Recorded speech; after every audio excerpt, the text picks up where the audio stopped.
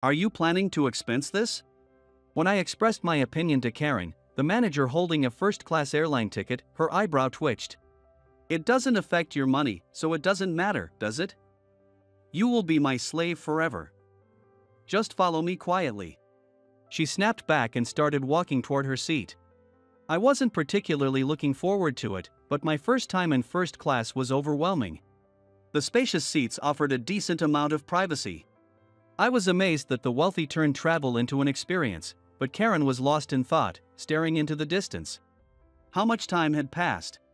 Not even an hour had passed since takeoff when a young flight attendant, looking pale, reported to a senior-looking attendant.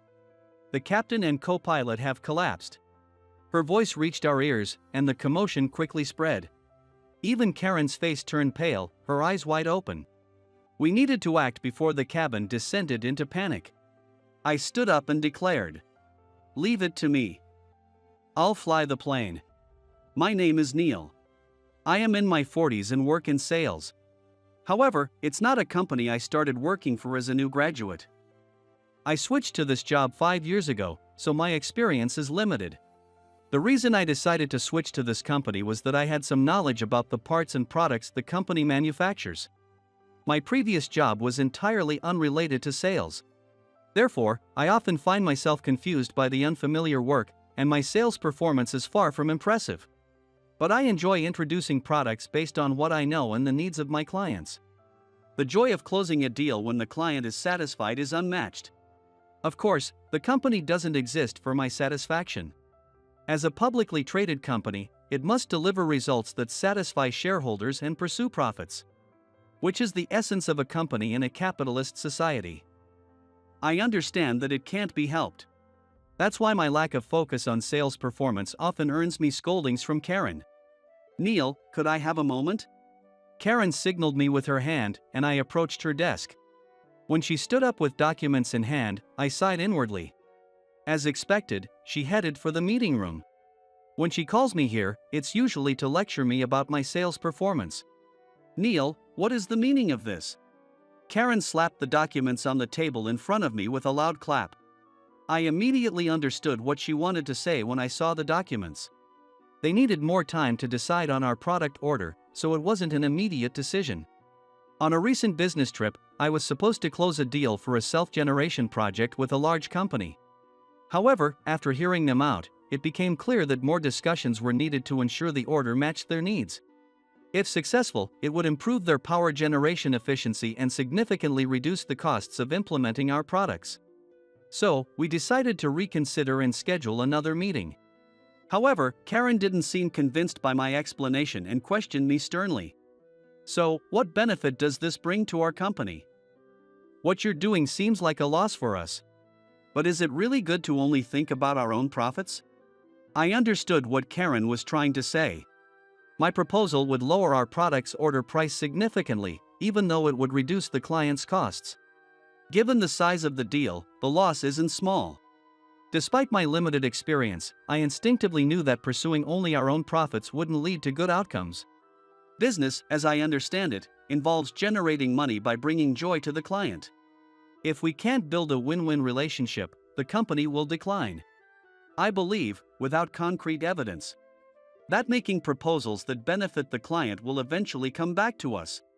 Karen looked down at me with cold eyes and sighed deeply. This is no time for idealistic talk. If you keep doing things like this, the company won't survive. Understand? This isn't just your problem. Each employee has a family, and we carry that responsibility. Don't act on your own whims. Indeed, if sales don't materialize, it affects the company's survival. However, this deal still secures a sufficient profit margin. Otherwise, I wouldn't be able to propose it. As I was contemplating how to explain this to Karen, she burst out at me with red eyes. You probably think I'm just a younger woman talking big.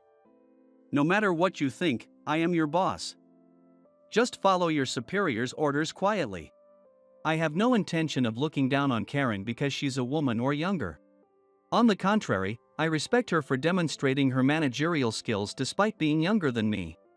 Although I wish she wouldn't be so obsessed with quotas and numbers or have such a high-handed attitude.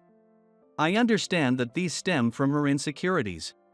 If you don't agree, then work your way up to management. Then I might acknowledge you. Although, it's probably impossible for someone as incompetent as you. With that, Karen threw the documents at me and left the meeting room. I don't have any intention of becoming a manager, I just want to live a simple life without dwelling on the past. If I spent more time chasing quotas or changed my sales methods to be more aggressive, I could probably achieve some results. However, I don't mind being called incompetent because I have no interest in the race for promotion. I intend to stick to my beliefs and not be too constrained by Karen. One day after work, I was having dinner with Michaela, a colleague. Michaela works in the accounting department and has been a mentor to me since I was new to the job, teaching me about expense reporting and other things. Although she's in her early 30s, she's quick and sharp at work, well respected by her colleagues, and popular among the male employees because of her beauty.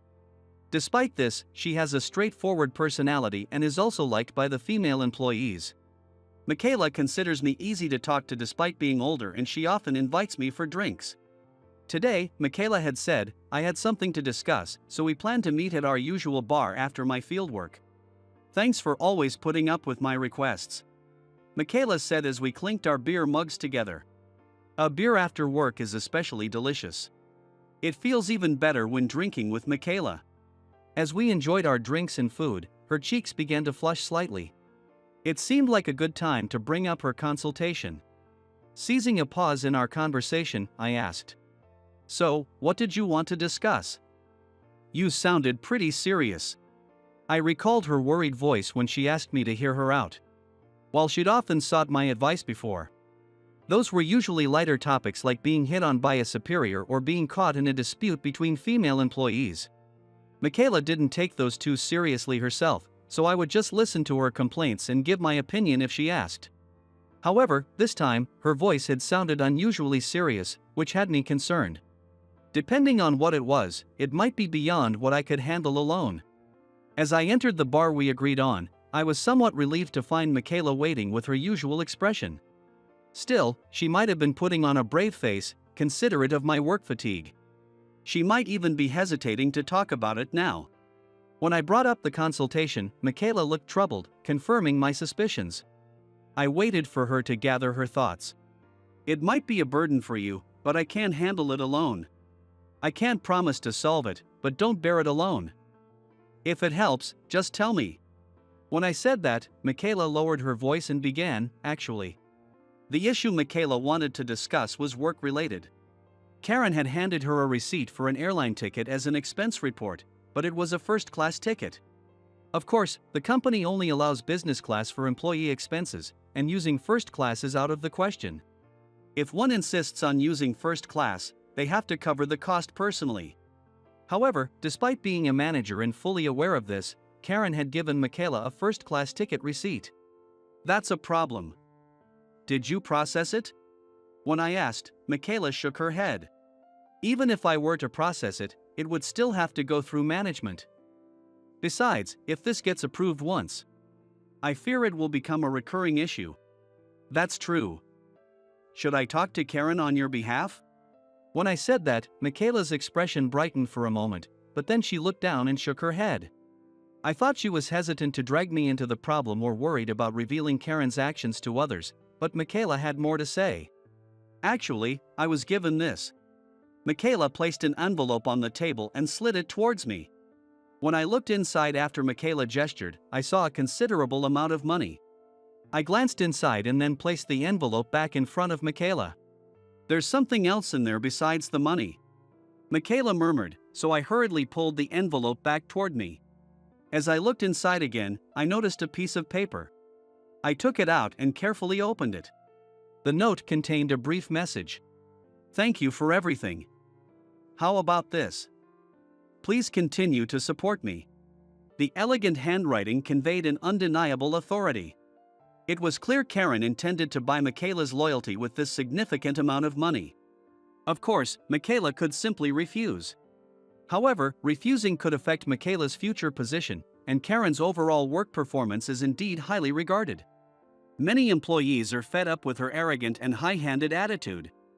But no one denies her managerial skills and her ability to support her subordinates when it matters. Such a scandal would undoubtedly cause a stir and harm the company. Still, I voiced my honest thoughts. Thank you for confiding in me. Considering the future, keeping quiet might not be the best course of action. Yes, thinking about the future. Michaela seemed to have considered the long-term implications as well. If this incident were swept under the rug, it could set a precedent for Karen to misuse company funds again. Since it was an overseas trip, a first-class ticket is not just double the price of a business-class one. If this continues, what should I do? Michaela, always so composed, now had tears in her eyes as she struggled with this dilemma. Even though I usually prioritize my job satisfaction over the company's well-being, I felt the need to help her this time. I'll talk to Karen about this. I have frequent opportunities to speak with her, so I can bring it up. When I said this, Michaela looked relieved. I took the envelope from Michaela and resumed enjoying our meal. The next day, as soon as I arrived at work, Karen summoned me. I had completed my sales as planned yesterday and had done nothing out of line, so there was no apparent reason for a reprimand. If there was something to discuss, it might be about the self-generation project contract she had cautioned me about earlier. However, unlike her usual manner, Karen had nothing with her this time. I sensed something different about Karen's demeanor. Usually, her sharp gaze pierces through when she has something to say, but today she seemed different. Feeling uneasy about what she might say, I headed to the meeting room. To my surprise, Karen made an unexpected statement.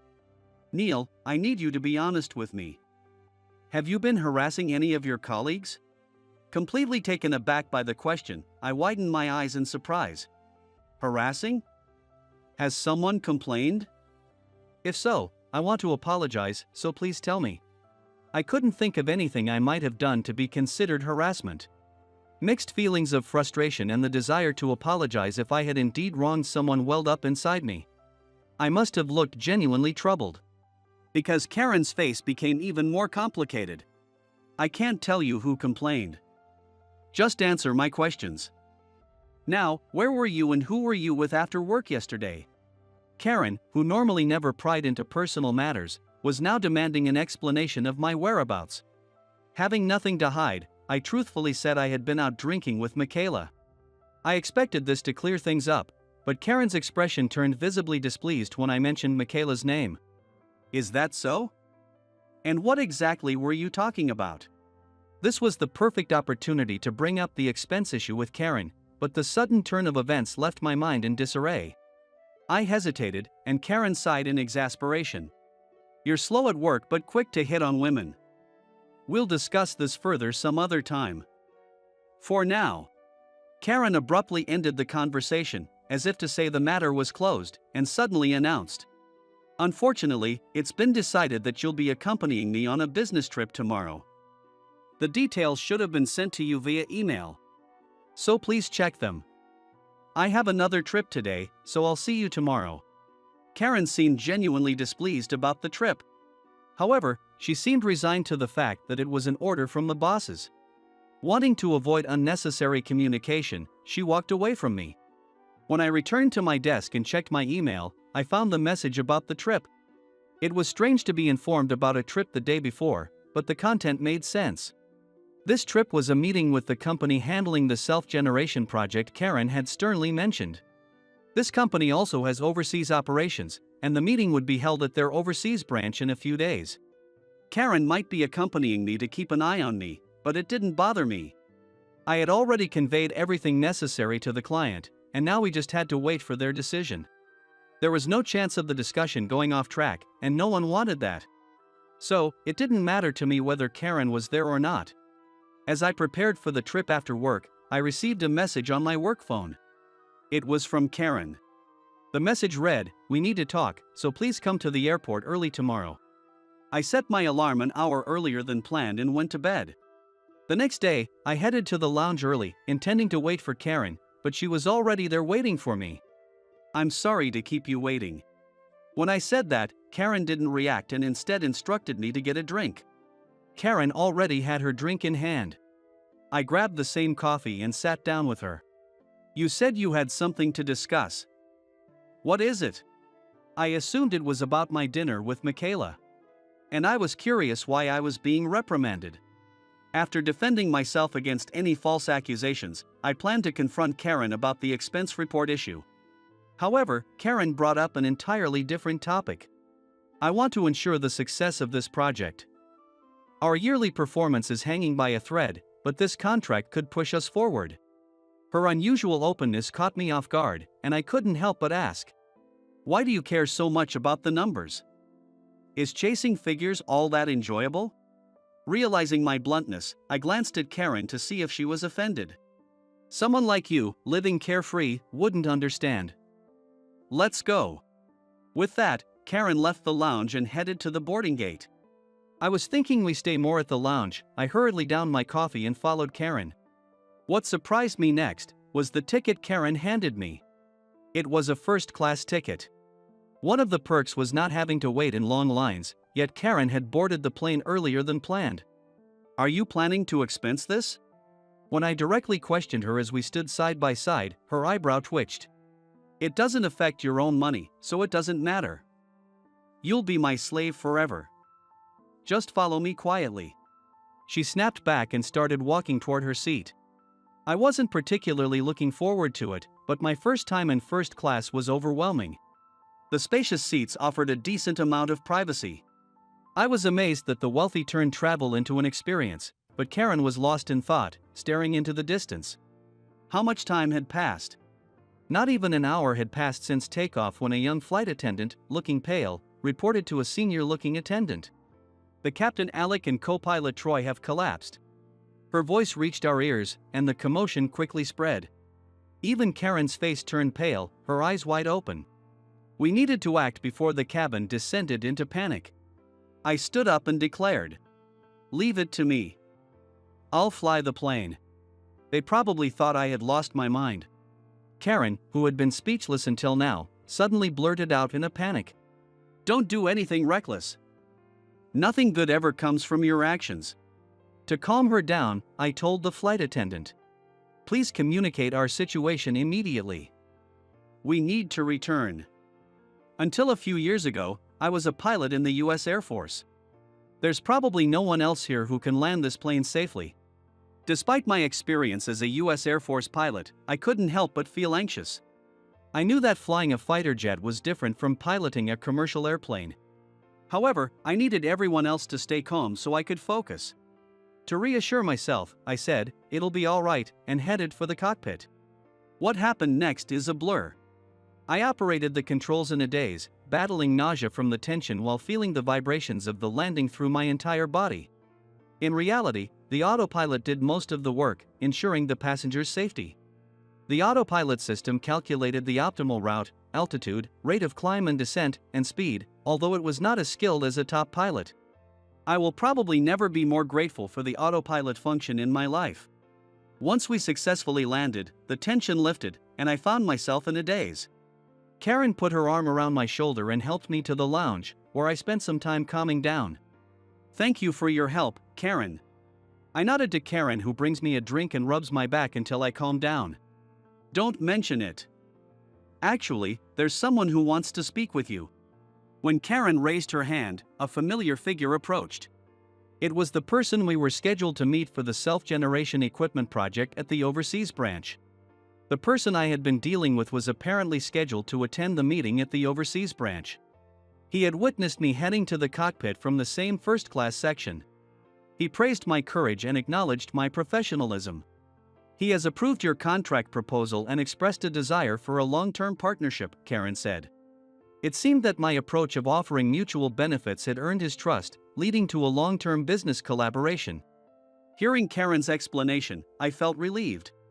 It felt like validation that proposing mutually beneficial deals was the right approach. Since the plane had returned to the departure airport, the overseas trip was postponed, but we agreed to reschedule the meeting and sealed the deal. Karen and I found a quiet place to talk. "I must thank you properly. I'm sorry for calling you my slave and treating you harshly." "I apologize," Karen said, unusually gentle. Seeing her softer demeanor made me smile. Understanding that Karen had a good heart as a boss, I wondered why she had been so harsh. When I asked, Karen opened up about herself.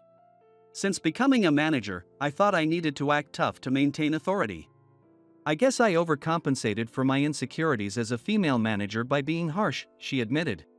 Karen apologized again, bowing deeply. Since I wasn't deeply hurt, I reassured her with a smile, it's okay. But then, I straightened up, recalling Michaela's concern. I realized it was the perfect moment to address it. Taking a deep breath, I cautiously brought up the topic. Karen, I need to ask. Why did you book first-class seats? Wouldn't business class be more appropriate for a business trip? Karen looked puzzled and replied nonchalantly. You seem fixated on that. Think of it as an investment. There are connections and information you can only gain there. Not satisfied with her explanation, I couldn't help but raise my voice. You can't just spend company funds on such flimsy reasons. There are people struggling because of this. Have you considered the accounting department's perspective? Seeing the unusually passionate, Karen's eyes widened in surprise. Then, she nodded in understanding. Michaela, maybe there's been a misunderstanding. It seems we should discuss this directly with her, Karen said. Although I didn't understand what she meant, I called Michaela as Karen suggested, and the three of us met at an bar later that day. When Michaela arrived, her usual bright expression was gone. It was understandable. The source of her troubles was sitting right in front of her, and she knew Karen was aware of the complaint. Even the most resilient person would struggle to come under such circumstances. Perhaps sensing Michaela's discomfort, Karen began explaining right away. Michaela, I'm sorry for causing you so much trouble with my lack of communication. Karen's immediate apology took both Michaela and me by surprise. Karen explained that she never intended to claim the first-class ticket as an expense. She had given Michaela the business-class ticket receipt and planned to cover the difference herself. In fact, most of the cost for the 2 first-class tickets had come from Karen's own pocket. But why insist on first class so much? I would have been fine with business or even economy class, I asked, expressing my genuine curiosity. Karen chuckled softly and continued. In places like that, you can make connections that are crucial for business. Today, for example, our client was seated in first class. That was true. Karen often expanded her business network in such ways. Hence her use of the term investment and her willingness to spend her own money. As a woman, I always felt the pressure to deliver more results than anyone else. But through this experience, I realized the importance of solid communication within the company. I'm really sorry, she admitted. Karen had likely faced significant challenges as a woman in a managerial role, driving her to be tough on herself and her subordinates. Seeing Michaela's relieved expression, it was clear that a burden had been lifted from her shoulders.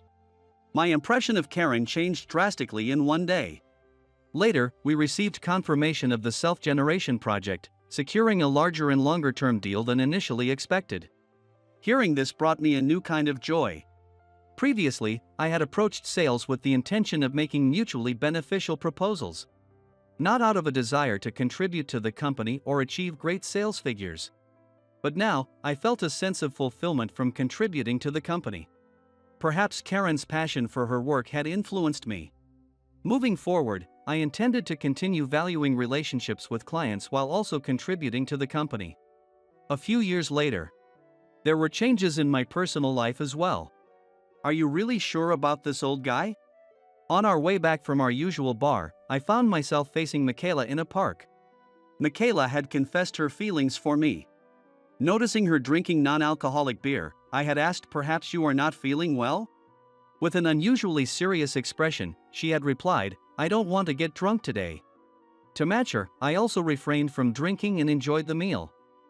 However, on the way back, she said, I need to talk to you, and called me to the park, where she confessed her feelings.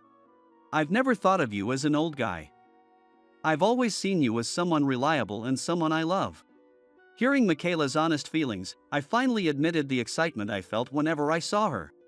I had been waiting eagerly for our meetings, though I had tried to ignore my feelings, hiding behind the excuse of our age difference. Life isn't so bad after all, I thought, as I took Michaela's hand and walked towards the park exit. Andrew, the CEO of Kirkland, Mr. Smith, called my name. He furrowed his brow and stared intently at my face. Andrew Nichols, he repeated my name loudly. Cold sweat trickled down my back. Everyone in the department was looking at me with puzzled expressions. I hurriedly tried to stop Mr. Smith from speaking further, but he blurted out, "You don't know." He is. Revealing my identity. However, the surprising turn of events continued. My beautiful colleague, Michelle, let out a small gasp. "No way. My name is Andrew Nichols, 43 years old. I work part-time at a major design company. There are times in life when things just don't go well. I'm in such a phase right now. If I were to compare it to surfing, it's like waiting endlessly for a good wave that never comes, just floating around. I hope I can ride a great wave someday." "Hey, Andrew." I was spacing out a bit when my manager, Kelvin, called out to me. "Yes, what is it?" When I looked up, Kelvin said without even looking at me, "I've put the design data in the shared folder. Print it out and check the contents." Nodding at the order from Kelvin, who was 6 years younger than me, I proceeded to print it out. As I heard the sound of the paper being ejected from the printer and was about to stand up, I heard a woman's voice. "Andrew, since I'm going that way, I'll take it." Looking towards the printer, I saw Michelle smiling beside it. Kelvin clicked his tongue quietly and looked at Michelle. "Michelle, you should let Andrew handle the chores." His voice was not sharp and rough as it was with me, but rather a sweet, coaxing tone. Kelvin's likes and dislikes are clearly evident in his tone of voice. Michelle furrowed her eyebrows slightly. "I just finished printing my stuff too." She replied briefly and started walking towards me. With her beautiful, medium-length black hair, she is a stunning beauty. Petite and slim, her figure is fantastic. It's no wonder Kelvin can't help but be enamored. "Here, this is Kelvin's design. Please check it. And, could you also take a look at mine?" I took the 2 sheets of paper and placed Kelvin's on his desk. "The colors and overall layout, what do you think?" I'm stuck but can't pinpoint exactly what it is. I scrutinized the design. It was clean and had a warm feel. Her designs are always so sophisticated, and I learn a lot from them. "What did your client request?" Just as I asked that, Kelvin interrupted. "Michelle, you don't need to ask an old part-timer, I can check it for you." Indeed, in this situation, it would be more appropriate to have the boss review it. However, Michelle said, "I'd like to hear various opinions. I'd like you to do the final check, so please give me a little more time." And bowed politely. "Is that so? Final check? Okay, then. It's better not to look at it now." "Got it," Kelvin nodded, seemingly satisfied. Michelle is adept at handling Kelvin. She chooses her words carefully and always responds with a soft smile. Her words and actions are devoid of any thorns and captivate everyone, regardless of gender. She bowed to Kelvin once more and then turned back to me. My client wants something approachable and friendly. With that in mind, I took another look at the design. In that case, the logo and the title part could be a bit rounder and softer in font. Also, the color scheme could be a tone brighter. And this part would stand out if you added a bold blue or a darker shade. Michelle let out a soft sigh, and I snapped back to reality. I seem to have talked too much. Indeed. "Andrew, you're amazing." "Thank you." I bowed my head repeatedly in response. "No. I'm sorry, I'm just an amateur." As I said that, Michelle looked at me thoughtfully. An amateur. Her large almond-shaped eyes pierced through me. I was flustered and quickly tried to explain. "Well, I just like looking at designs. That's why I ended up here as a part-timer." Why did I join the company as a part-timer at this age? People have asked me that countless times. Each time, I explained that I've always loved looking at flyers and posters. Michelle sighed, seemingly giving up. "Your eye for detail is impressive. I'd love to see a flyer you've designed someday," she said with a smile before returning to her desk. Although she mentioned wanting to hear various opinions from some staff, Michelle got straight to work. Feeling a bit puzzled, I started checking Kelvin's flyer. I sighed. As usual, there were many typos. The design was sophisticated, intellectual, and excellent. It perfectly matched the client's expectations. However, it seemed Kelvin wasn't too interested in the content, leading to numerous mistakes in the text. I called out to Kelvin. There are some errors in the content again. Before I could finish speaking, Kelvin interrupted. Just fix it as you see fit. I nodded slightly and began correcting the data. A few days later, when I arrived at work in the morning, the department was buzzing with excitement. As I tilted my head in confusion, Michelle rushed over.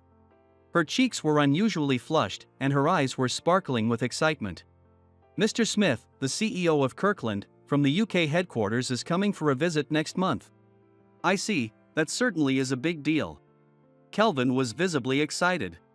Everyone in the department was abuzz with the possibility of Mr. Smith seeing their flyers. Kelvin was talking about posting all the flyers we had made on a whiteboard. It had nothing to do with me. I just quietly continued my usual tasks. However, I made sure to clean every nook and cranny thoroughly. I wanted to avoid any non-work-related criticisms. Though the visit was said to be a month away, I immediately started cleaning the break room. And a month later, Mr. Smith arrived at our US branch. Apparently, he was going to inspect each floor in order. Everyone was nervously working that day. Michelle was trying to maintain a calm demeanor, but it was clear she was excited, which was a little endearing. A few hours later, Mr. Smith finally appeared in our department. Our department manager, Kyle, and Kelvin welcomed him with stiff smiles. While I was preparing the tea in the break room, which was likely being served on other floors as well, Mr. Smith greeted everyone with a smile, causing a stir. Glancing around the department, I saw him attaching a large poster to the whiteboard. The whiteboard mainly displayed several of Kelvin's meticulously designed flyers, but most of them ended up hidden behind the large poster. I couldn't help but chuckle inwardly. Mr. Smith seemed to be questioning what was wrong with the poster. The department was abuzz, and murmured discussions began, but few people spoke up clearly. Among them, Kelvin said, "Is it the color scheme? Perhaps a brighter palette?" It was impressive that he could speak up in this atmosphere. However, the answer was no. Mr. Smith was becoming increasingly displeased. He furrowed his brows, seemingly wondering why no one could figure out something so simple. I quickly wrote a note while serving tea, and handed it to Michelle. As Mr. Smith stared intently at everyone, I discreetly placed the tea on the table. Without looking at me, he gulped down the tea. I was relieved that I had made the tea slightly lukewarm. Everyone was shrinking under his demeanor when suddenly, "Yes." Michelle timidly raised her hand. Mr. Smith fixed his gaze on Michelle. "That design, it resembles the one released by S Company in 2021. Mr. Smith's face lit up, and he was about to say something when Michelle added. As Andrew pointed out in his note, Michelle said, showing the note I had written, causing everyone to gasp in surprise. I furrowed my brow. I really shouldn't take credit for this myself. Michelle looked at me and stuck out her tongue playfully. Mr. Smith looked around and, realizing that it was I who had just served the tea, grabbed my hand and repeatedly said, "Great." This was a test, after all. It was about whether those handling designs were properly checking other companies' works. For someone like me, it was a famous flyer since I love looking at various posters and flyers. But it seemed difficult for everyone else. Mr. Smith shook my hands vigorously, making me dizzy. And suddenly, "Andrew," he said my name. He furrowed his brow and stared intently at my face. "Andrew Nichols," he repeated my name loudly. Cold sweat trickled down my back. Everyone in the department was looking at me with puzzled expressions. I hurriedly tried to stop Mr. Smith from speaking further, but he blurted out excitedly, "Don't you know? He's the famous painter Andrew Nichols. I can't believe we met here. I have loved drawing since I was a child. My passion led me to attend a high school specializing in art, then to an art college in New York, where I spent every day painting. Initially, I excelled in landscape painting, but as I studied more, I became interested in abstract art. In particular, the style of self-expressive abstraction, which involves conveying one's inner self through creative activity, deeply moved me in my youth. After graduating from college, I went to the UK alone. The UK is a famous place for action painting. Action painting involves splashing or dripping paint onto a canvas to create a piece. Many artists create their works with refined movements. In this method, the act itself is often considered more important than the finished painting. I was attracted not to action painting itself but to painting in front of an audience and having them evaluate it. I wanted to challenge myself to see how my paintings would be received in the UK. With that feeling, I went to the UK. In the beginning, it was tough. I heard comments like, "Give me my time back and it's boring." My style of painting abstract art in front of an audience was a bit too subdued compared to the flashy action painting. However, I did not give up. I believed that if I kept painting, the path would open up. 6 months after arriving in the UK, my work started to gain recognition. The audience grew, and sometimes people would even purchase my completed paintings. And just a few months before my working holiday visa expired, a few people who liked my paintings suggested I apply for an artist visa. Recommended by several agents, I obtained the artist visa and began taking on work that those agents required. Sometimes, I even held solo exhibitions. The value of my paintings gradually increased. Some people bought them as investments. If recognized by prominent figures, even a currently inexpensive painting could skyrocket in value someday. Though there was no guarantee that my paintings would achieve that, my work steadily gained more fans. However, I gradually began to lose confidence in my paintings. My art was created in collaboration with the audience. I would listen to their reactions and paint something that exceeded their imaginations. For example, if I painted a spot white and someone in the audience said, "That should be pink," I would imagine what that white spot would look like if it were pink. Then, I would think, "No. This spot needs this color," and apply a deep purple paint. The audience would cheer. The deep purple was more fitting than the white or the suggested pink. That's how my paintings were completed. There were also intense debates with my agents. Through these discussions, my paintings were continually refined. But then, at some point, people stopped giving me feedback on my paintings. It's unthinkable to give you suggestions. Every time I heard that, I felt unsteady. Is this really okay? Is this painting truly perfect as it is? Is there no color that could surpass this? Little by little, my heart sank as if entangled in darkness, and I eventually lost the ability to paint. No matter how much I painted, I couldn't figure out what was right. I bowed my head to the agents who had patiently watched over me and returned to the US. For a while, I spent my savings idly. Seeing my state, my family asked me to draw something for them. I knew they were trying to give me a push. But I couldn't muster the desire to paint. It was my niece who saved me. My sister's child had turned 3.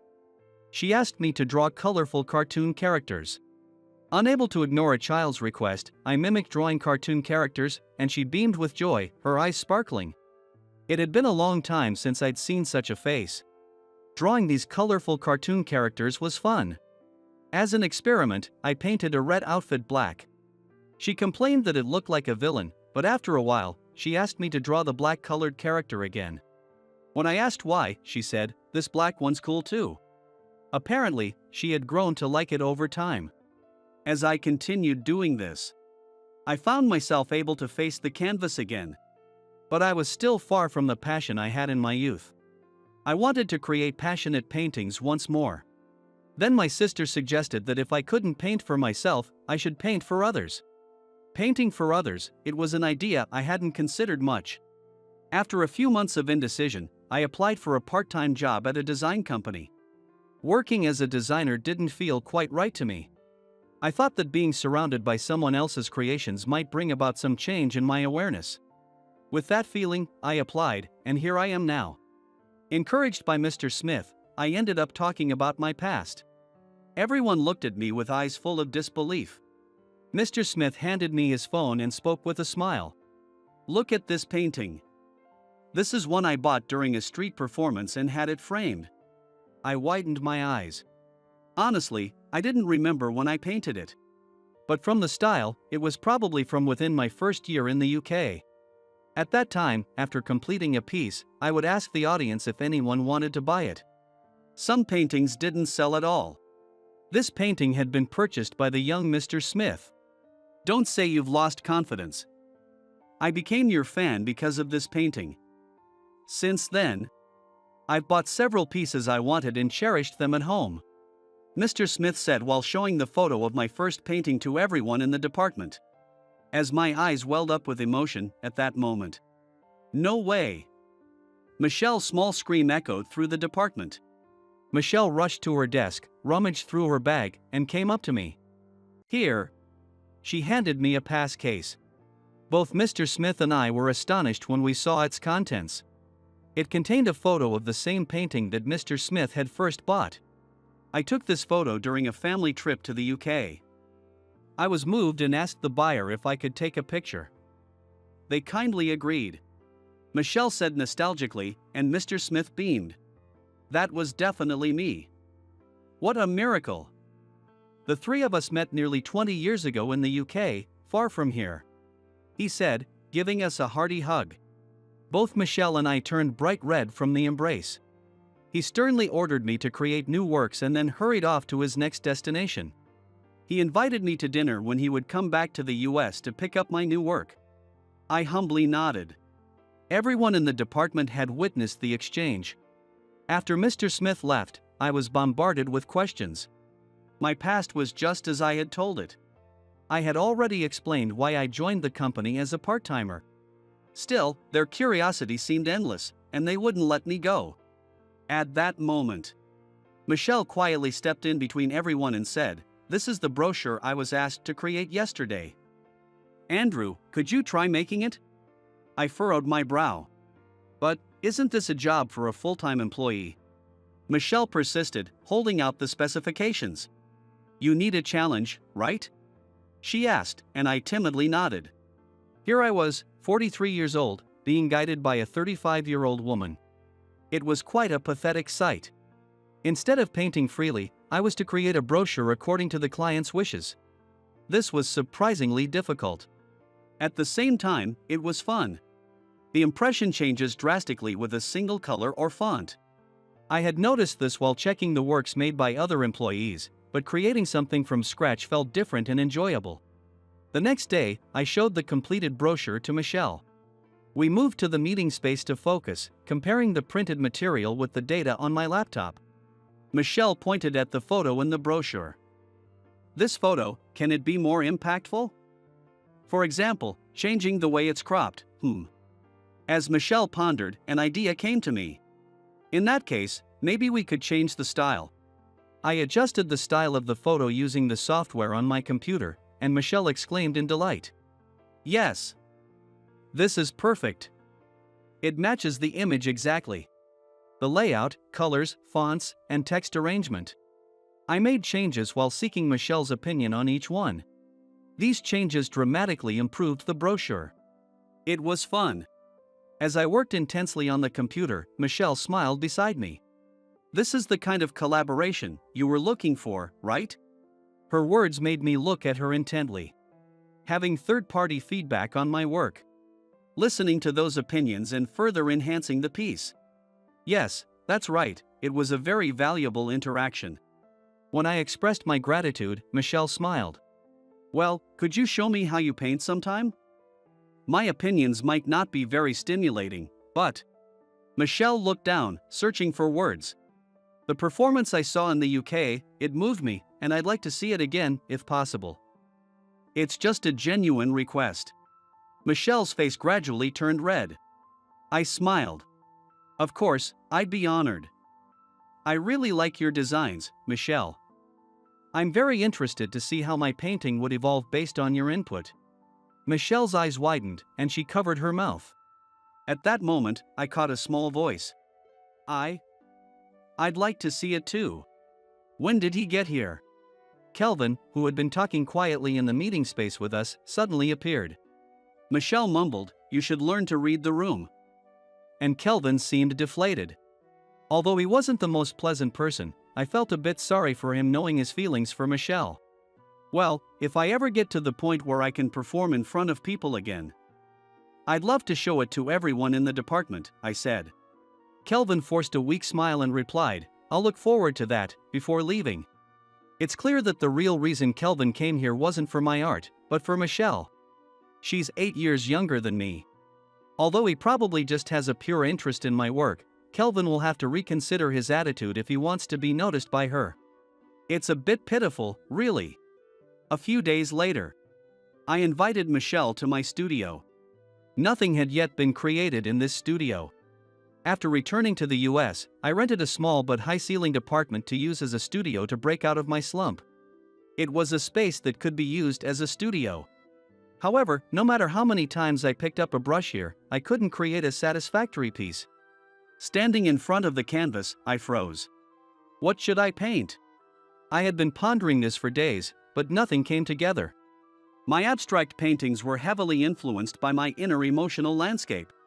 My current feelings? The encounter with Mr. Smith? The miracle of the three of us meeting in the UK 20 years ago? None of it felt right. I glanced back. Though my painting style didn't involve splashing paint around, I had instructed Michelle to wear something that could get dirty just in case. Today, Michelle was dressed in a white shirt and jeans. If the paint splashes, it might look stylish. Seeing her blush and smile, an image formed in my mind. And a few hours later, my painting was complete. This, if it's not too presumptuous. Michelle's voice was trembling. Is this my image? I nodded, blushing. It was no wonder she noticed. I had incorporated all of her suggestions during the process. However, there was one part one insisted on. The heart in the center. I had a clear vision for its color. A gentle green and a strong red, and my feelings are in there too. I surprised even myself. I had fallen in love with Michelle. It became clear to me as I painted. This love might be unrequited. But that was okay. That realization gave me the strength to move forward.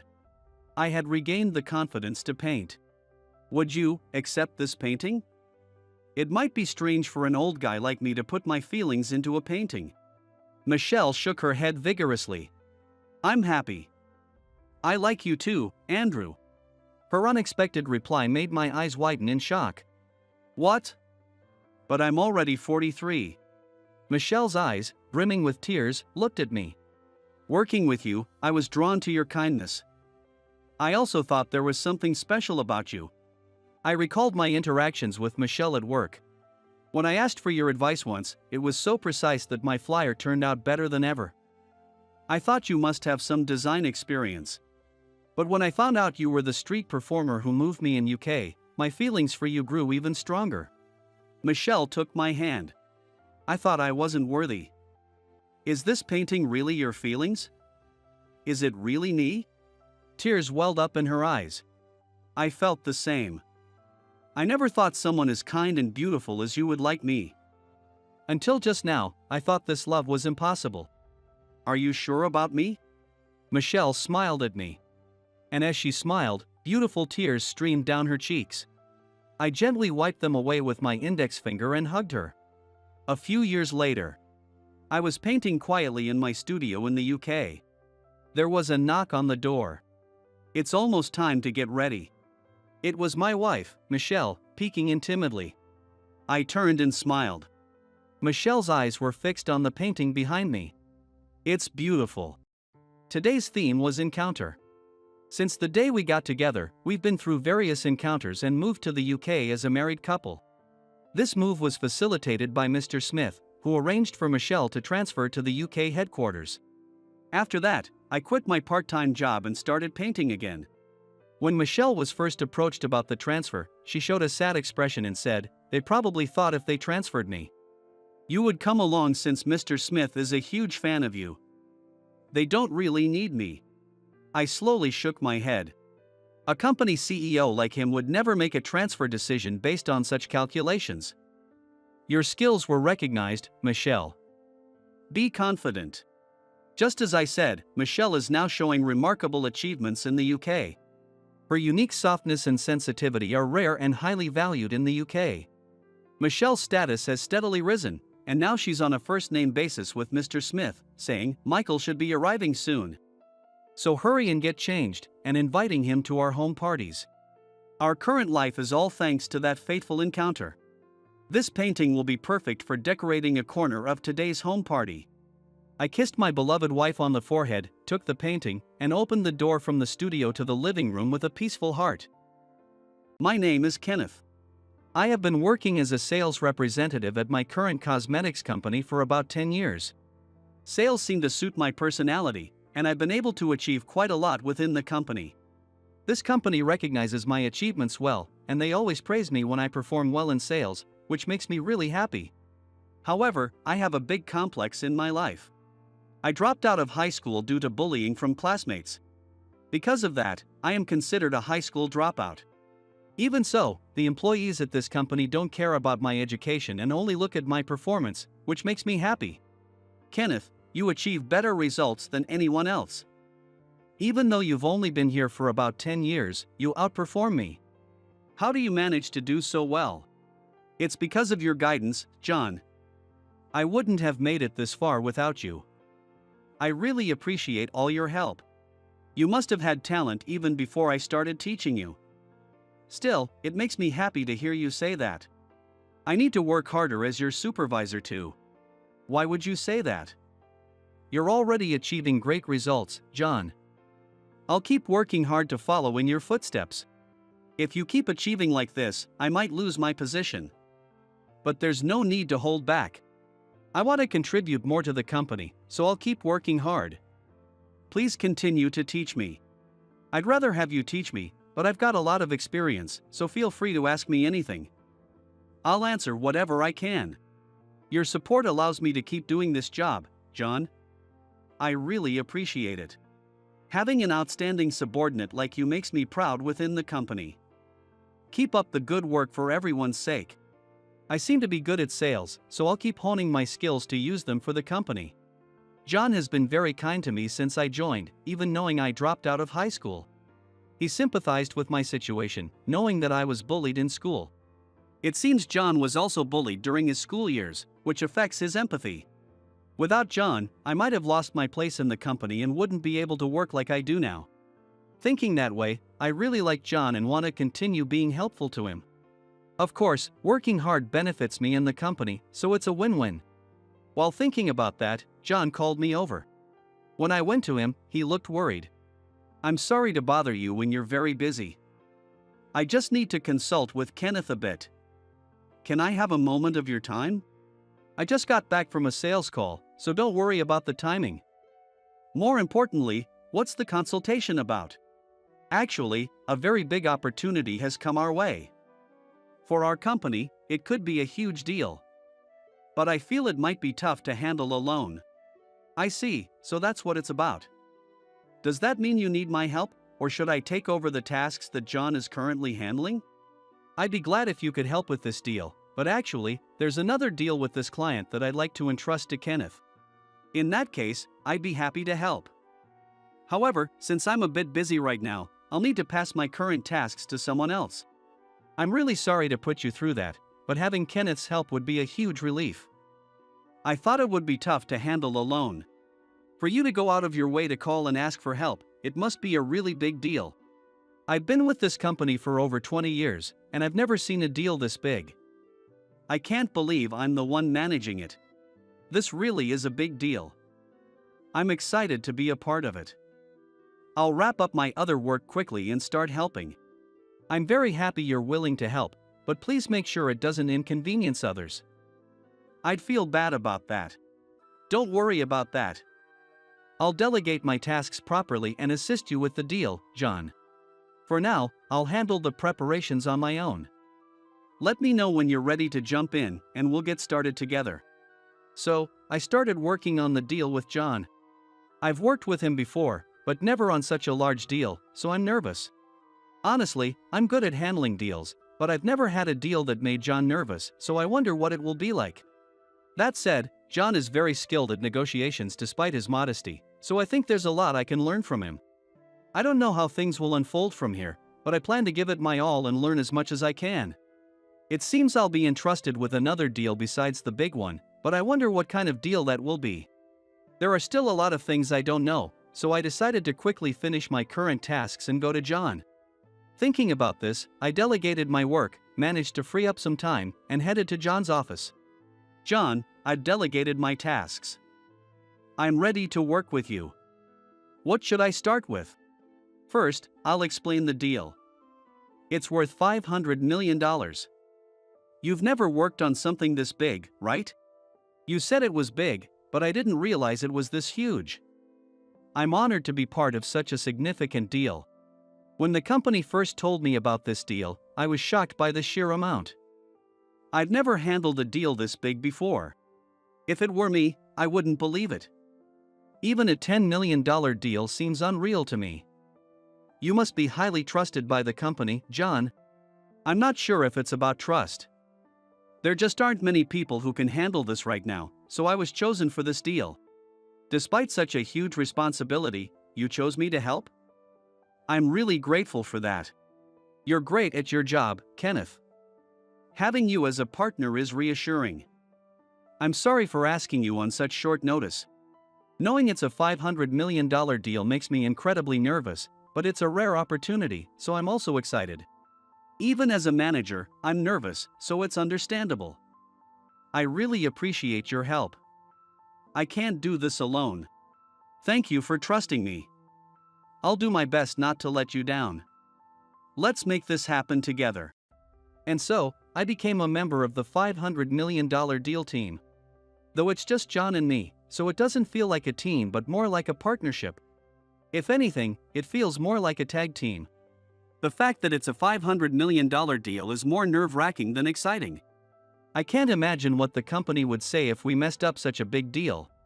Since this deal was assigned by the company and not something I secured myself, I can't afford to fail. That's why I want to take my time and thoroughly prepare for this negotiation. While thinking about that, John called me again. I forgot to mention, Kenneth, I need you to handle another negotiation too. It's tough, but can you do it? Yes, you mentioned that. But it's not as big as the $500 million deal, right? Of course, it's not as big as that, but it's still a significant deal, so please don't prepare carelessly. Of course, I'll give it my all. I'll work hard to leave a good impression on the client and ensure it leads to the $500 million deal. Actually, we have a $500 million deal that comes first. So, if we don't secure this $500 million deal, the other one might be at risk too. I see, that makes sense. So, you think it would be best if I helped out with this?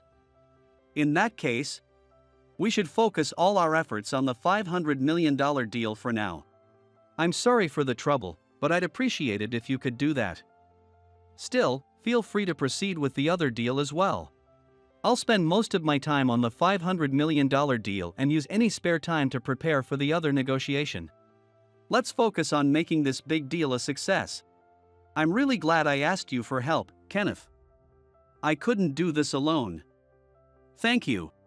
The negotiation hasn't even started yet, so let's keep working hard together.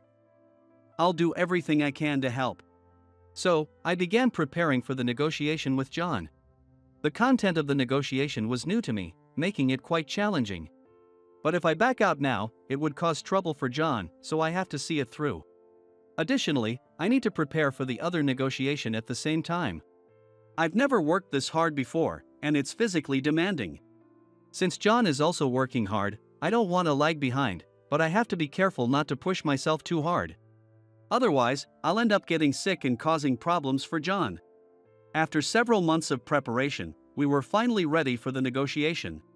We've been working tirelessly, so I'm confident it will succeed.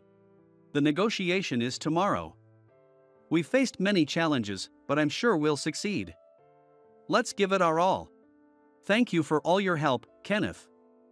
We wouldn't have made it without you. Your ideas were also invaluable. I'm glad I could be of help, John. Anyway, let's keep our focus until the very end. If we fail here, all our preparation will be wasted. You're absolutely right, Kenneth. We've put in so much meticulous preparation, so let's stay sharp and push through to the end. Can I accompany you to the negotiation tomorrow? Initially, I was only supposed to help with preparations, but I've become quite invested. I always intended for you to come along. There are parts you need to understand firsthand. I want us to face this together. I'm happy to hear that. This will be my first time participating in such a big negotiation, and I want to learn as much as possible. There's a lot to learn. Absorb everything you can and use it for the next negotiation. The next one is coming up soon. You're right, John. Since it's with the same company, I'll learn as much as I can. Looking forward to working with you tomorrow. Thus, I will accompany John to the negotiation. Even though I helped with the preparations, I'm extremely nervous about the actual negotiation. I decided to do some research at home about the company. It turns out they have a huge office building. I've never dealt with a company this big, so I don't know what to expect. But I'll just have to present what we've prepared and do my best, despite the nerves. And then, the day of the negotiation arrived. I met up with John in front of the client's company, ready to tackle the deal. As we entered the company, we were greeted by the representative, James. Thank you for coming today. We've been looking forward to this negotiation. Let's head to the conference room. Thank you for meeting us. We've been looking forward to this negotiation as well and have prepared thoroughly. This negotiation represents a very significant contract for us, so I'm glad to hear you've prepared well. Let's get started. And so, the $500 million negotiation began. It started more casually than I expected, which helped ease my nerves a bit. Even though the client is a large company, a $500 million contract is rare for them too, and James seemed a bit nervous as well. Hearing that made me feel more at ease, and we were able to proceed smoothly with the negotiation. Had James been intimidating or overbearing, we might have failed. But James was very kind and acknowledged our proposal, making all our preparation worth it. After several hours, the negotiation finally concluded. James clapped and smiled as soon as it ended. This was the best negotiation I've had. Usually, I'm exhausted by the end, but this time I was excited throughout, so I'm not tired at all. Thank you for saying that. We spent months preparing for this negotiation, so it's wonderful to hear that. Kenneth helped a lot with this negotiation, so it's reassuring to hear your feedback. How did you find the content? We had similar negotiations with other companies, but none were as exciting as this one.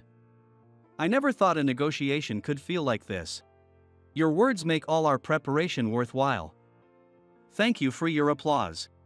Regarding this negotiation, can we proceed with the contract? I apologize if it sounds like I'm rushing you. It's natural to be eager about a $500 million contract. Of course, we would like to proceed with the contract. Really, thank you. We look forward to working with you. Thank you very much. We're delighted as well.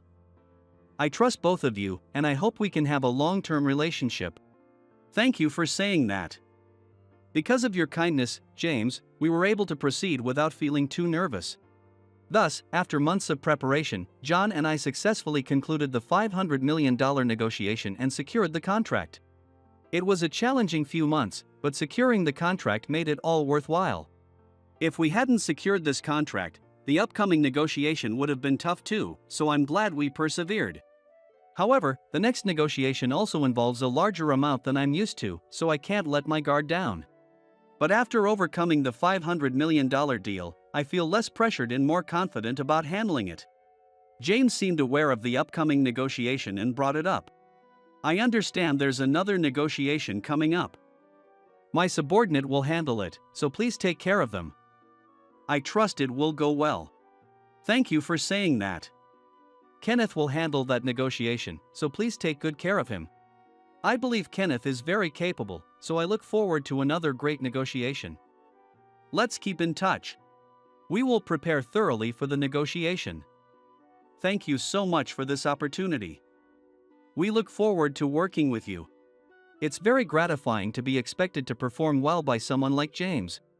At the same time, I felt a surge of pressure knowing the high expectations placed on me.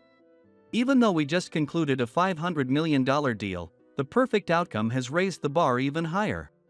I intend to meet those expectations, but no matter how well I prepare, I can't predict how James's subordinate will react. So, I decided to prepare even more thoroughly for the next negotiation. However, I was feeling too nervous to focus on my work, so I decided to consult with John. John, about the next negotiation, I'm feeling really nervous. James has such high expectations, and I'm not sure if I can meet them. It's rare to see you so unsure, Kenneth. Even after experiencing a $500 million negotiation, it doesn't mean you're used to all negotiations.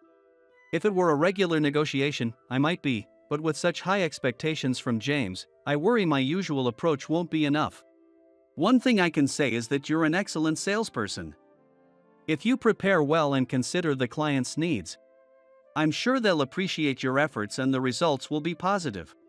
Hearing that from you gives me confidence, John. I'll give my all in the next negotiation and make the company proud. I don't know what you're misunderstanding, Kenneth, but the company already recognizes you. However, striving to do your best is always good. It might be a bit of a selfish goal, but I want to be even more recognized and get promoted.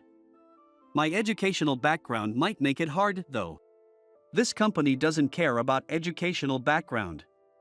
If you deliver results in the next negotiation, the company will surely recognize it. I'll believe in that and push forward. For now, I'll prepare for the next negotiation. I'll make sure to deliver great results, so watch me. And so, I prepared for the next negotiation. This time, preparing for the negotiation took longer because I was doing it alone. However, since the amount involved is smaller than the previous deal, there is less to prepare. That said, I can't afford to slack off, so I need to approach it with a sense of urgency. After a few months of preparation, I finally completed everything. With less than a week until the negotiation, I was feeling a bit rushed, but with John's help, I managed to finish in time. The day before the negotiation, I decided to thank John. Thank you for helping me with the preparations, John. Because of you, I managed to get everything done. I'm confident we'll secure the contract. No need to thank me. You helped me before, so I'm just returning the favor. I'm looking forward to hearing good news from you. I owe you a lot, John, so I wanted to properly thank you. I'm nervous, but I'll give it my all. James was a great guy, so I hope his subordinate is just as nice. If his subordinate is like James, I'll be able to approach the negotiation without too much anxiety and finish successfully. Regardless of who you face, give it your best. You worked really hard on the preparation, so if you convey that sincerely, they'll appreciate it. Hearing that from you puts me at ease. I'll do my best and make sure to bring back good news. With that, I left the office and headed to the client's company. Upon arrival, I was greeted by the new representative, Alex. Thank you for coming today. James spoke highly of you, so I've been looking forward to this. I've also been looking forward to this negotiation.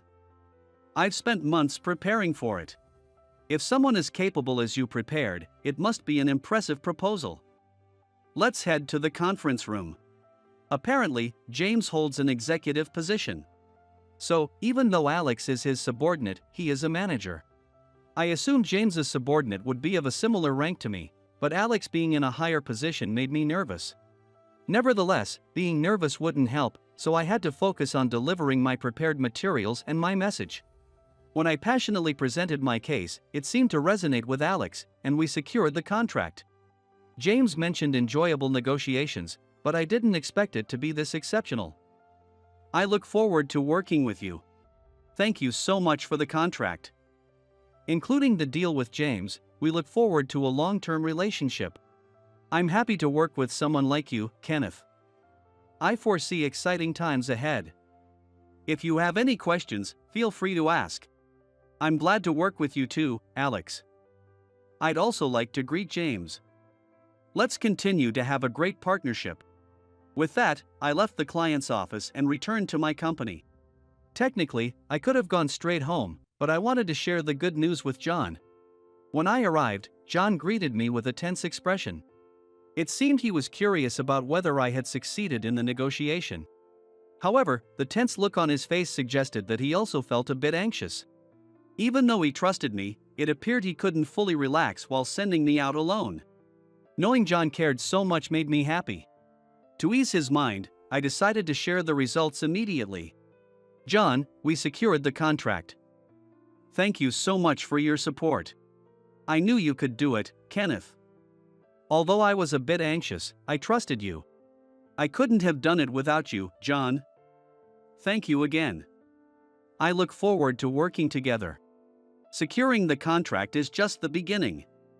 There will be challenges ahead, so don't hesitate to reach out if you need help. Having John on my side is incredibly reassuring. Honestly, without him, the negotiation might not have gone as well.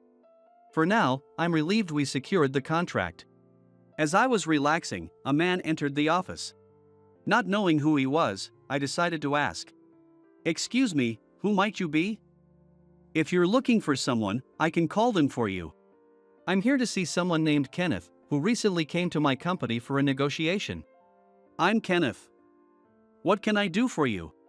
The man introduced himself as Daniel and said he worked at the same company as James and Alex. Having never met him before, I was unsure why he had come all the way to visit. However, he seemed quite angry, so I decided to handle the situation calmly. "My subordinate, Alex, seems to have made a mistake.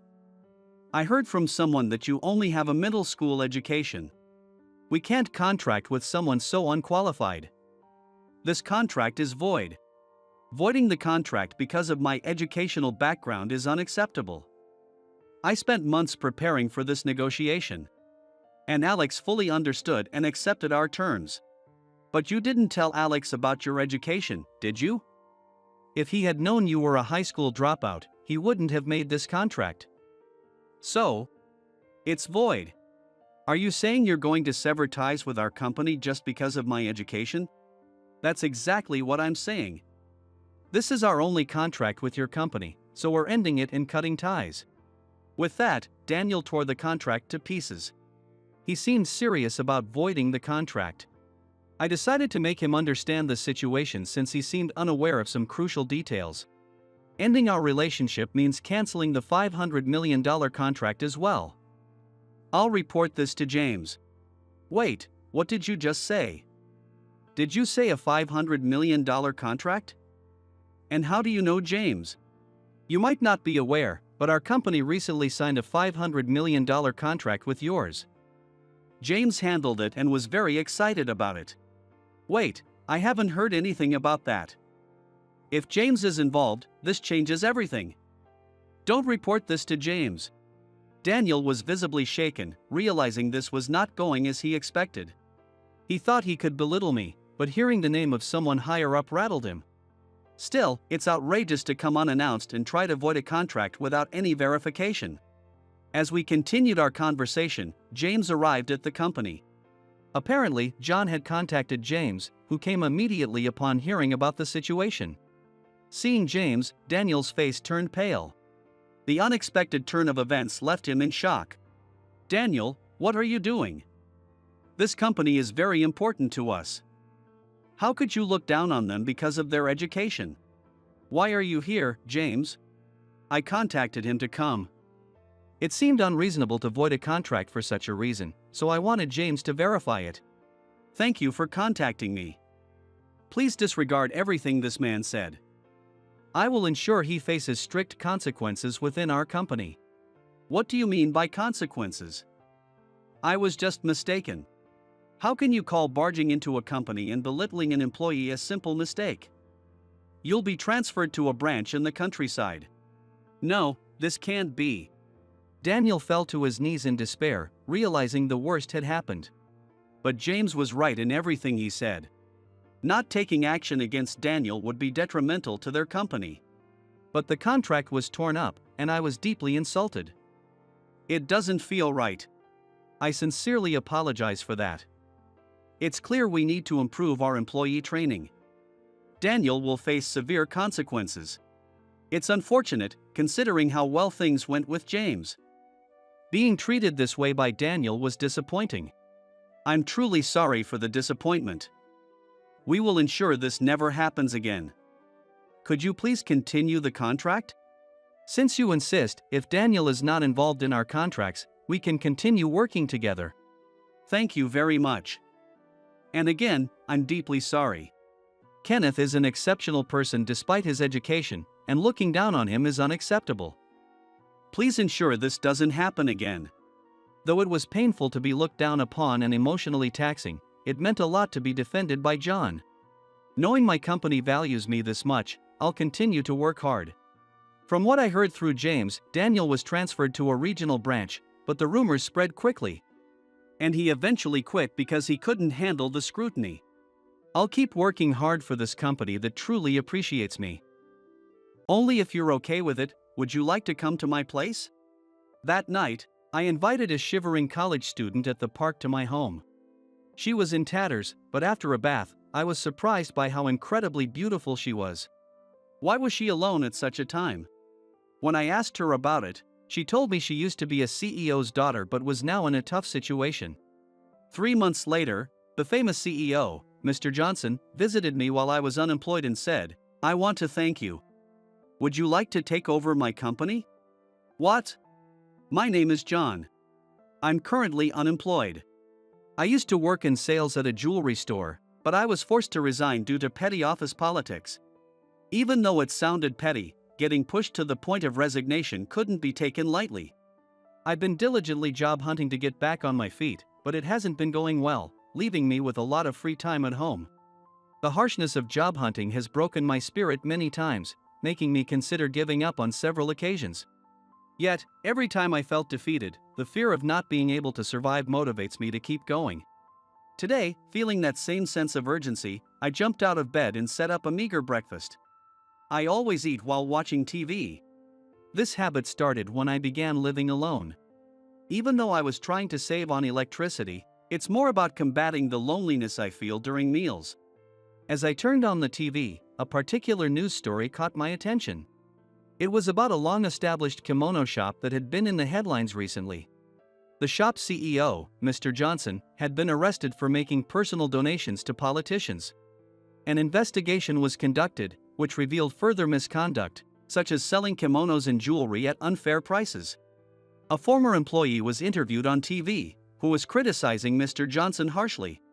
I believe he deserved to be arrested for what he did, and it's understandable that former employees would speak ill of him. However, the interview brought back memories of my own difficult situation at the jewelry store. And I couldn't help but feel some sympathy for Mr. Johnson. Just then, the doorbell rang. No one ever visited me at 8 a.m. Wondering who it could be, I put down my chopsticks and headed to the door. Yes, who is it? Judging by your reaction, you forgot, didn't you? Standing at the door was my sister, Emily. Emily is 3 years younger than me and a junior at a prestigious women's college. She had mentioned she would visit her unemployed brother soon, and it seemed today was the day. But wasn't it a bit too early? Sorry, I completely forgot. I thought so.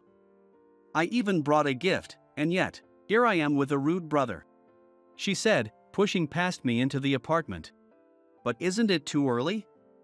I haven't even finished breakfast. Well, yeah, but I was on my way home anyway. Coming home in the morning, huh? You've grown up, Emily. What are you misunderstanding? I was just drinking at a friend's place. Oh, so it wasn't what I thought. Why do you sound a bit disappointed? As a brother, shouldn't you be relieved that your sister isn't being led astray by some guy? Of course, but it's also sad to think my cute sister has no interest from guys. It's not like there's absolutely no interest. Really? Who's the guy? Your face changed too quickly, it's scary. What's up with your emotions? After that, we spent about an hour chatting about recent events. Speak of the devil, Emily suddenly said, focusing on the TV that had been left on. The news about Mr. Johnson, the CEO of the kimono shop, was being covered again on another program. Emily mentioned that his daughter was also a junior at her university. Apparently, the university was a K-12 institution, and his daughter has been there since elementary school. When Emily first transferred there from a public school, the biggest gossip was about her. People were talking about her even when she was in high school. Everyone was excited about this amazing heiress joining the university. Was she really that impressive? Of course. She's a genuine heiress and incredibly beautiful. Emily lamented that she couldn't show me a photo, then turned back to the TV. So, is she super popular at the university? Actually, no. Surprisingly, she's not. Really? Yeah, she has this unapproachable aura. Guys from other schools even come over trying to talk to her, but she ignores all of them. Huh, so she acts all high and mighty? Probably.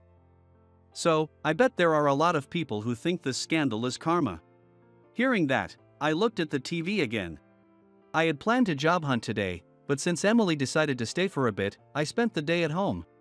She must have been really tired because what was supposed to be a short rest turned into her staying until nightfall. When evening came, feeling reluctant to part after our rare reunion, I walked Emily to the nearest station. The station was nearly empty, given the late hour. While Emily chatted away, I noticed something in a corner of the station. Under a tree that provided some shade during the day, there was a woman sitting alone. Even in the dim light, it was clear she was curled up against the tree. Not feeling the urge to approach her, I sought Emily off at the ticket gate. On my way back, I took the same path. As I descended the stairs and entered the plaza, the woman was still there. She remained huddled at the base of the tree. It was odd for someone to sit there late at night, away from prying eyes. I wondered if she might be feeling unwell. Thinking that, I quietly approached the tree, trying not to startle her. "Excuse me, are you okay?" I called out gently, trying not to alarm her. But she didn't respond. I raised my voice a bit, but still no reaction. Thinking she might be asleep, I moved into her line of sight. Yet, she showed no sign of noticing me. She was slumped over, her face hidden, making it likely she hadn't seen me. Whether she was asleep or not, sleeping there wasn't safe. I decided to tap her on the shoulder. She seemed startled when I touched her shoulder, but since she seemed to have realized I was there, I tried again. "Are you okay?" She looked up, and our eyes finally met. Her expression was incredibly sad and fragile, as if she might burst into tears at any moment. "What happened? What are you doing here?" Judging by her clothes, she seemed to come from a well-off background. Although they were slightly dirty, they were all from reputable brands. Upon closer inspection, I noticed she had placed a blanket under her to avoid getting dirt on her clothes. "I don't have anywhere to go, so I thought I'd rest here for the night." Contrary to her expression, the woman responded in a gentle tone. Even the nuances of her speech exuded elegance. Thinking she might be in some trouble, I suggested we go to the police station right next to the station. She immediately lowered her head and began trembling. It seemed her issue wasn't something that could be easily solved by the police. I considered leaving her be, but that just wasn't my style. Trying to offer some comfort, I proposed another idea. "Spending the night here is lonely and dangerous. If you're okay with it, would you like to come to my place to rest a bit?"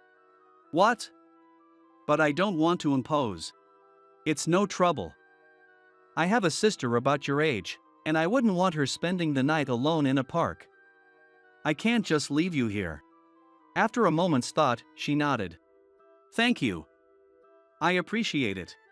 Once I brought her home, I realized I didn't have any fancy tea or snacks to offer someone from such a refined background.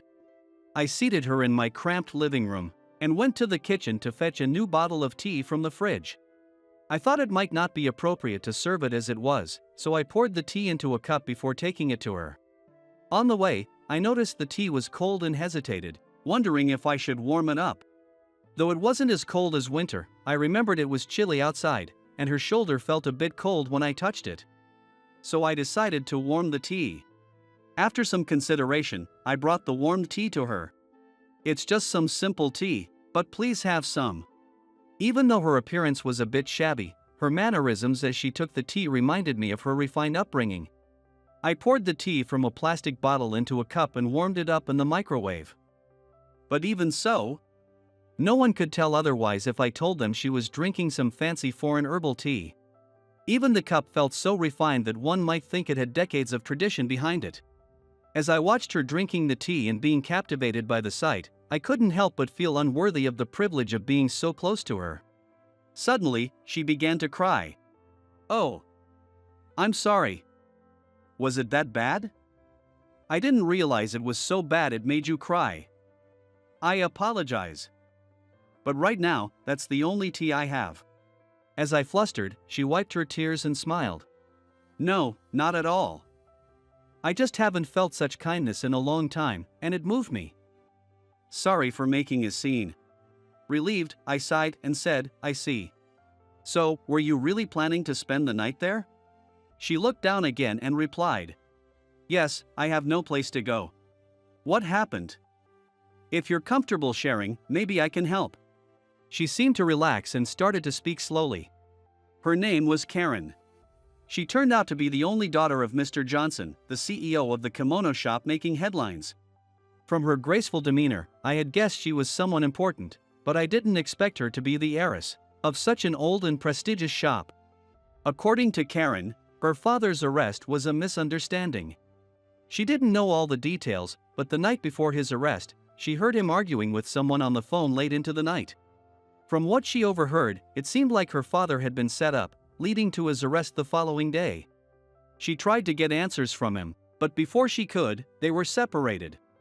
Moreover, their house was seized, leaving her with nowhere to go.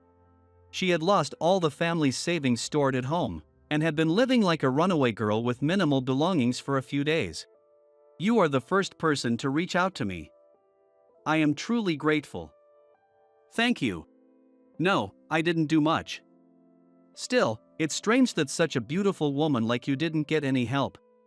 But I'm glad I was the one to approach you first. There are people out there who might not have the best intentions. Yes, you're right. Thank you so much. She said this while looking slightly embarrassed, lowering her head. By the way, I mentioned earlier that I have a sister 3 years younger than me who attends that prestigious women's university. I heard you go there too. Yes. But I haven't been able to attend since the incident. And to be honest, I didn't have any friends there either. The conversation grew awkward, as it felt like I had touched on a sore subject. Even so, it's dangerous for a woman to stay out in a place like that. What if something happened? When I said that, she looked down again. This time, it was as if she had no words left to respond. I understand you don't have anyone to rely on and nowhere to go. So why don't you stay at my place until you get back on your feet? She looked surprised at my suggestion. After a moment of contemplation, she replied, Is that really okay? I mean, a young man and woman under one roof. What? If my father saw me in this situation, what would he say? I might not be able to get married. Hey, Karen? Don't get carried away on your own, please. Sorry. I got a bit flustered. I've never stayed at someone else's place before, so I went a little overboard. You did say you didn't have any friends. And to think my first experience is with such a kind and wonderful person. She blushed and suddenly seemed more like an innocent girl rather than the dignified woman from before. Then, she looked at me seriously and said, John, yes, I will take you up on your offer and stay here with you. I couldn't tell if she was serious or joking, but I felt a bit relieved knowing she had a surprisingly strong spirit. She had managed to survive for a few days without a home after her father's arrest. She must be resilient. I let her take a bath, and while she did, I contacted my sister to explain the situation and asked her to get some necessities for Karen.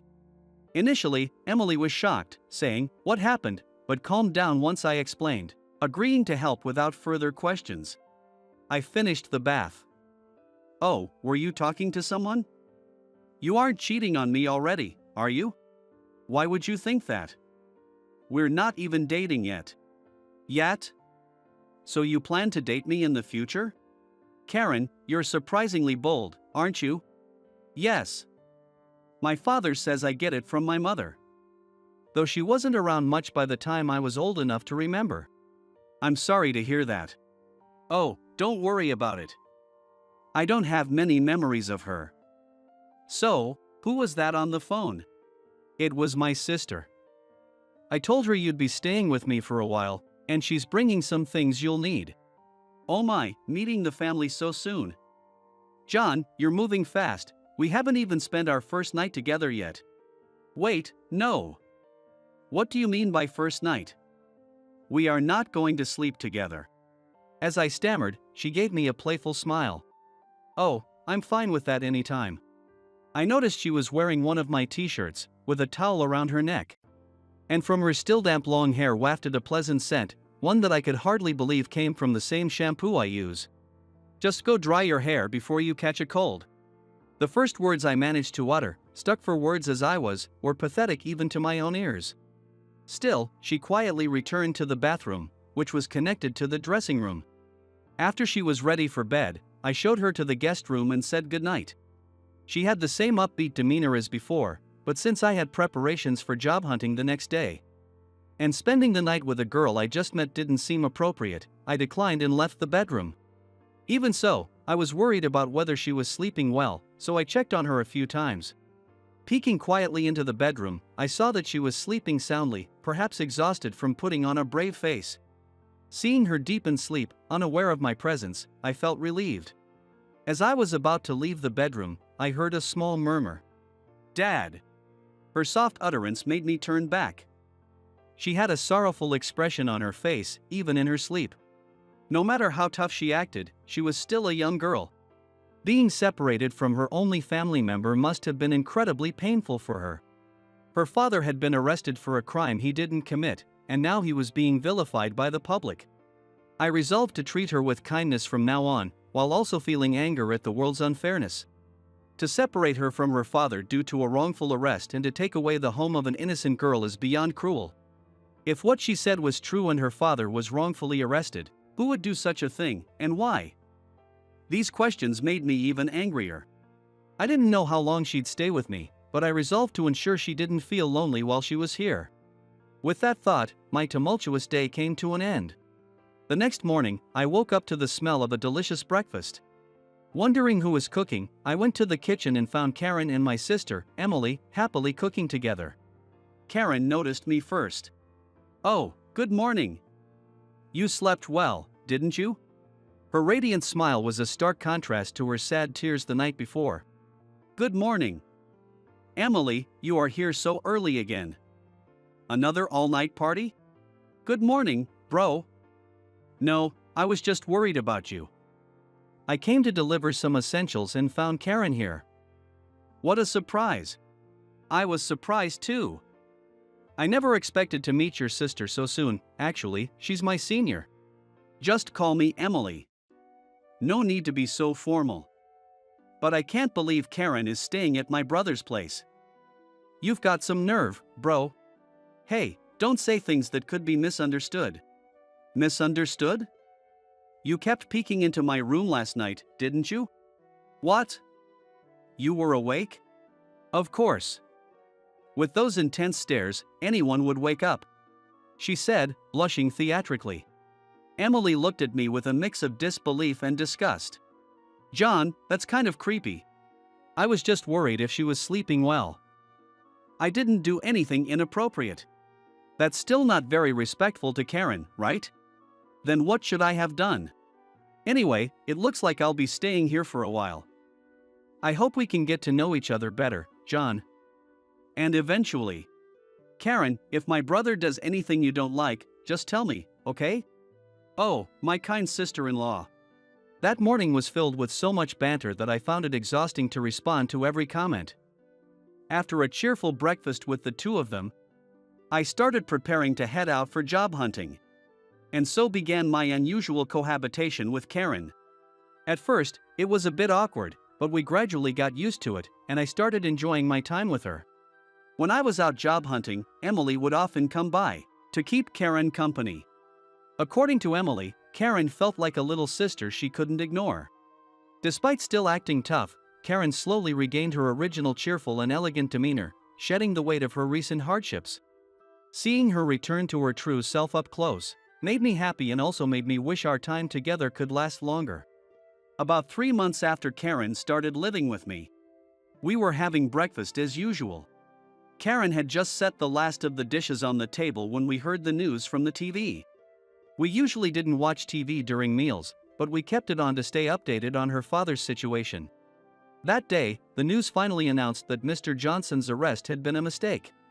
Karen, who was carrying a tray, froze in the doorway, staring at the TV. "See? Finally. Just like I said." Karen cried with joy, her voice trembling with tears, and I couldn't help but hug her. "Thank goodness. This means you won't be alone anymore," I said, almost tearing up myself, moved by her happiness. The news went on to explain the details. The man they arrested this time was Nathan, the executive vice president of the company. The person Mr. Johnson had argued with before his arrest was Nathan. It turned out that Nathan had framed Mr. Johnson to get him arrested. Furthermore, Nathan had conspired with several employees to claim the right to manage Mr. Johnson's assets, and was planning to seize all the companies in Mr. Johnson's properties. However, during the investigation, all these plans came to light, and Mr. Johnson was exonerated while Nathan was arrested. For me, it felt like something out of a drama, so surreal that I muttered, "This feels like a TV show." Karen, hearing the full story, seemed to relax for the first time in a while, nearly collapsing to the ground. I supported her as she clung to me, tears streaming down her face. "I'm so glad." Karen had probably not minded the current living situation. But the uncertainty about her father's future must have been overwhelming. "Yes, I'm so glad too." We repeated those words to each other, holding each other gently. The following week, Karen received word that her father and their home were being returned to them. Through Karen, Mr. Johnson conveyed that he wanted to invite me and Emily, who had taken care of Karen for the past 3 months, to their home. Both Emily and I were eager to accept, so we gladly went with Karen to the Johnson residence. Though not fully restored, the house was still luxurious, almost unreal in its opulence. We met Mr. Johnson, who appeared to have lost a lot of weight. Karen and her father had an emotional reunion, crying and hugging each other. The touching scene moved Emily to tears. "Nice to meet you. I'm Karen's father. Thank you so much for taking care of my daughter. I truly appreciate it," he said, bowing deeply, which was unexpected for someone of his status. "No, it was nothing. I just did what anyone would do. Still, I'm glad you were the one who found her first." Although a bit embarrassed, I was pleased to hear that. "I'd like to repay you somehow." "What would you like?" Karen spoke up from beside him. "Dad, John is currently unemployed. How about we let him work for us?" After helping you, we should employ him? Is he in such dire need of a job? Embarrassingly, I've failed in all my job applications so far. How could any company not hire someone as wonderful as you? It's absurd. But while I'm happy to offer you a job, it doesn't seem like enough." After thinking for a moment, Mr. Johnson spoke with a slight grimace. "Really, just getting a job is more than enough. No, even if it's enough for you, it's not enough for me. How about this? Why don't you marry my daughter and take over the business?" "Wait, what? That's too much too fast. You can't decide something like that so lightly." "I'm not taking it lightly. I owe you more than my life. Besides, it seems my daughter has feelings for you." "Huh?" Karen was taken aback by the sudden turn of the conversation and froze. Am I wrong?" "No, that's not." Karen stammered, her face turning red from embarrassment. Though we had often joked about it while living together, I never thought she took it seriously. "No way. Even though I've spent time with her, that's just not possible." I tried to laugh it off, but no one joined in. In the awkward silence, I found myself at a loss for words, so I looked to Emily for help. "John, you're surprisingly dense, you know?" Instead of help, I got a sharp retort that hit me like a volley shot from Emily. When I looked back at Karen, she was glancing at me shyly, fidgeting nervously. Her reaction made me realize that all our previous banter had been her way of masking genuine embarrassment. "So, what's your decision?" I was a bit taken aback by the unrealistic proposal, but I decided to accept it. And so, having unexpectedly saved the daughter of a long-established kimono shop owner, I went from being unemployed to training to become the heir of Mr. Johnson's business by marrying into the family.